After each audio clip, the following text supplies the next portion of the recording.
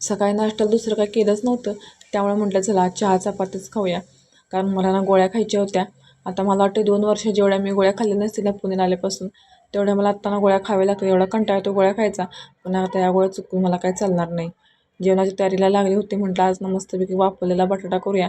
हा बटाटा माझ्या शिवायचा जास्तच आवडतो. चला म्हटलं आज मस्त आज तोच करून घेऊया. बटाटे टाकण्यासाठी म्हटलं कूट बघावं, तर ना डब्यातलं कूट संपलंच होतं. माझ्या पण लक्षात काय आलंच नाही. आता काय संपलं म्हटल्यानं केलंच पाहिजे, आणि आम्हाला तर ना बिना कुटाचं म्हटलं तर अजिबात जमत नाही. मग काय इकडे लगेच ना शेंगा फोडण्यासाठी घेतल्यात मी. चला म्हटलं लागली संधी देवपूजासुद्धा करून घेऊया.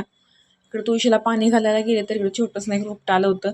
आता हे झाड ना, तुम्हाला गोकर्णाचं फुल माहितीच असेल, त्याचं हे झाड आहे. अगोदर ना एक छोटंसं रोपटं आलं होतं. मी ह्याच्यामध्ये बिया टाकल्या होत्या, पण माझा अतिशहाणपणा त्याच्यावरती ना मी माती टाकली, कारण डब्यातली माती थोडीशी कमी झाली होती. म्हटलं जरा माती टाकावी, तर ते आत झाडच मरून गेलं. छोटंसं होतं ते. आता म्हटलं काही येत नसतं, कारण सगळ्याच म्हटलं तर बिया मेल्या असतील. पण ना 2 दिवस झाले हे छोटंसं एक ना रोपटं आलं याच्यामध्ये. त्यामुळे मला इतकं बघून भारी वाटलं, कारण या फुलाचे ना भरपूर सारे ना फायदे आपल्या शरीरासाठी. संध्याकाळी 4 वाजता मस्तपैकी चहा केला होता. आता चहा पिण्यासाठी ना भरपूर सारे कारणे शोधता येतात, पण न पिण्यासाठी ना काहीच नाही. मला चहा जास्त का प्यायला सांगितलं ना, तरी पण ना काही ना काहीतरी कारण शोधून ना मी चहा पितच असते. संध्याकाळच्या टायमिंगला बाजारामध्ये आले होते. आता जास्त काही घ्यायचं नव्हतं, फक्त 2-3च भाज्या घ्यायच्या होत्या. पण तेवढ्यासाठी पण ना मला वरती यावंच लागतो. चला मस्तपैकी आपला बाजार करून झाला होता. चला म्हटलं आता घरी जाऊया.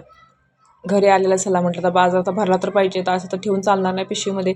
मग काय सगळा जो आणला होता ना बाजार, तेवढा घेतला सगळा काढून. काय फक्त शेवग्याची शेंग, टॅमॅटो, कांदे आणले होते, मिरच्या एवढंच आणलं होतं. पण एवढ्यासाठी पण ना मला एवढ्यावरती जावं लागतं.